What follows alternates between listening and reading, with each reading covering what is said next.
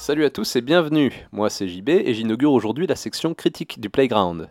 Ici j'espère vous parler de multiples jeux que j'estime intéressants et autour desquels il y a plus à dire qu'un simple c'est bien ou c'est nul. J'essaierai d'avoir un point de vue nuancé, d'explorer des aspects qui ne sont pas forcément mis grandement en avant dans les sites web spécialisés. Donc j'espère que vous trouverez ce contenu intéressant et que vous réagirez après avoir vu la vidéo afin de faire s'améliorer la formule. Cela étant dit, en piste pour le premier épisode.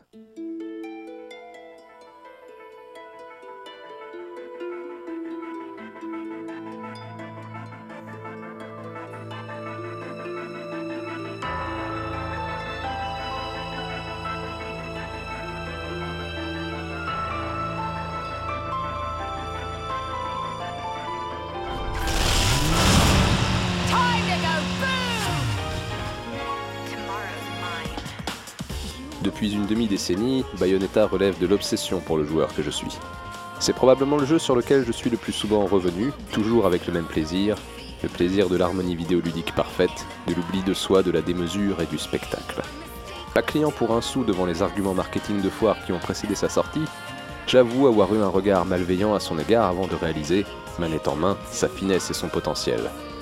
Jamais courbe de progression ne m'a semblé si habilement menée, et jamais ma fascination n'a cessé de croître jusqu'à atteindre mes limites, au 49e affrontement de l'Angel Slayer, littéralement à 2 combats d'avoir bouclé son contenu, le plus généreux de l'histoire du beat'em all.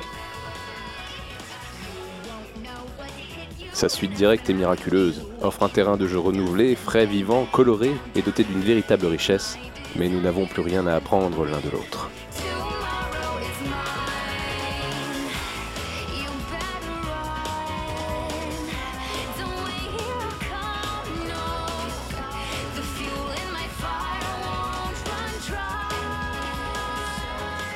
Tout commence selon le même canon. Bayonetta, Enzo et Rodin font leur apparition, cette fois-ci accompagnés par la seule rescapée de l'ordre des sorcières de l'Umbra, Jeanne.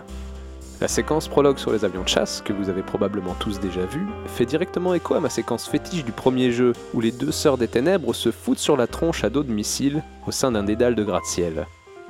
Le niveau évolue à 2 reprises pour nous conduire sur un métro lancé à la vitesse d'un TGV, puis dans un combat de boss aérien au fort accent RKO.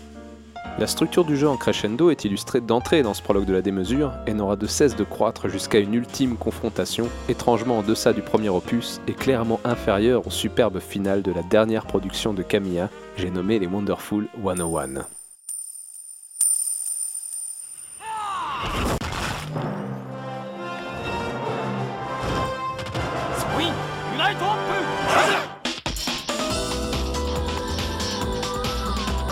De A à W donc, l'épicness absurde est constamment rejointe par la fluidité, l'audace et la réactivité impeccable qui faisaient la saveur du premier opus. Et bien que je ne puisse m'en plaindre tant le plaisir est au rendez-vous, je dois reconnaître que quelque chose de pourtant déterminant se fait plus discret dans cet opus.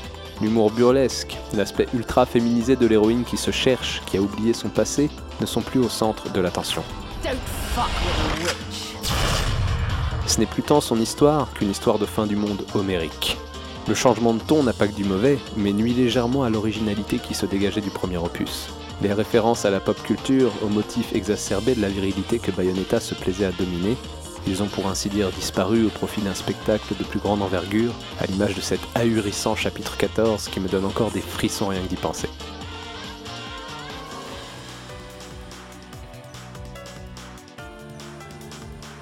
Souvenez-vous, vous qui avez joué des dizaines d'heures à Bayonetta, vous êtes arrivé devant les portes du mode Infinite Climax et avez décroché la mâchoire en vous rendant compte que le mode de difficulté maximale du jeu ne vous autorisait plus le Witch Time, cette feature pourtant si pratique qui ralentit le temps à chaque esquive réussie.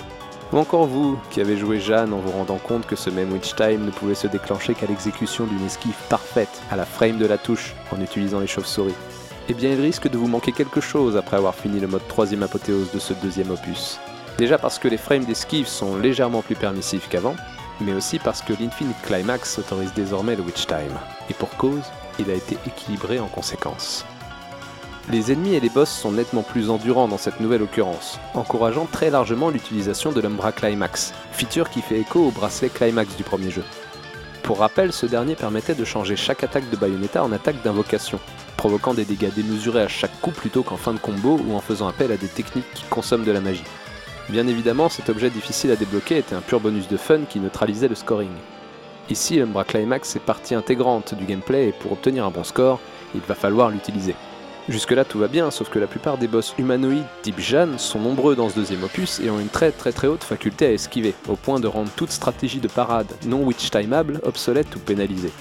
Il existe donc toujours bien le chapelet qui permet de transformer l'esquive parfaite en contre-explosif plutôt qu'en witch-time, mais son utilisation n'est plus viable car la dynamique des combats n'a pas été pensée dans l'optique de se priver de ce mode.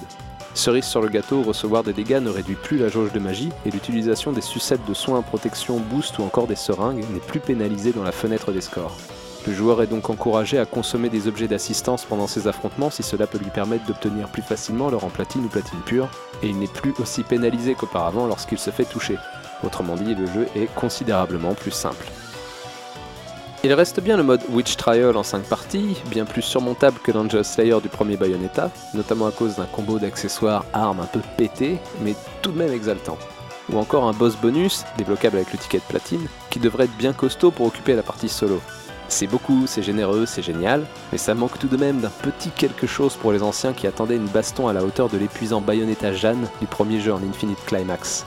En termes de spectacle, tout est là pour le premier run, avec les arrière-plans de malade, la mise en scène qui tue sans sacrifier le framerate, mais dans une optique de rejouabilité, ces choix sont contestables car, ne serait-ce que pour les combats aériens, ils empêchent une approche spatiale des affrontements et bloquent l'accès à un certain nombre de capacités, réduisant considérablement la diversité des approches et des styles de jeu potentiels. Bref, c'est cool, mais ça reste de la poudre aux yeux qui sacrifie une petite part de la richesse du gameplay initial. Reste à aborder la principale nouveauté de cet opus en termes de contenu, le mode multi. Bien que je regrette de ne pas pouvoir affronter directement un autre joueur au vu des superbes face-à-face qu'offrent les deux jeux en solo, il faut reconnaître que le système d'affrontement au scoring est assez stimulant en plus d'être exigeant. La variété des combats ajoute un sel considérable aux rencontres fortuites du net. Il s'agit d'enchaîner 6 bastons. Le vainqueur au score sélectionne le défi suivant, celui qui remporte non pas le plus de combats, mais la plus grande quantité d'halos déterminée par la difficulté du défi, remporte le match, sachant que la mort simultanée des deux joueurs signifie un game over collectif. Il s'agit donc de bien estimer sa capacité à mener rapidement le combat à bien avec ou sans l'aide de son partenaire si celui-ci tombe au combat. En effet, il est possible de relever ce dernier ou de le laisser à terre pendant 15 secondes, après quoi il résultera encore une fois un échec collectif. Il n'est pas rare de voir poindre un game over par excès d'orgueil. Pour le coup, cela doit être une expérience vraiment amusante de gentille compétition si l'on s'y adonne avec des amis. Pour ne rien gâcher, de nombreux personnages sont à disposition, permettant même de renouer très précisément avec les sensations du premier jeu, sans subir de pénalité.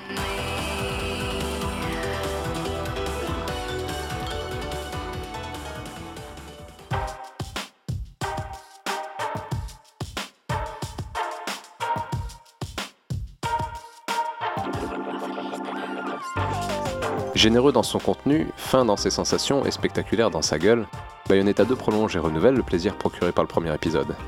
Je ne regrette pas tant le nouvel équilibrage apporté à la santé des ennemis, à l'utilisation de l'Umbra Climax, ni même au Witch Time. Il me semble en effet important qu'une suite se distingue par bien des aspects de son aîné. Cela n'empêche pas de constater que malgré sa richesse, ce deuxième opus paraît plus simple et plus rapide à parcourir sans apporter réellement de nouveaux challenges pour les joueurs du précédent jeu. Bayonetta 2 souffre donc la comparaison avec l'épisode maître, c'est pourquoi j'encourage les nouveaux joueurs à effectuer les jeux dans le désordre, d'autant qu'un tour de passe-passe scénaristique plutôt bien vu rend l'exercice tout à fait légitime. Il n'en reste pas moins un indispensable de la Wii U, pour laquelle Platinum Games réalise un sans faute pour l'instant. Merci de m'avoir suivi, à très bientôt.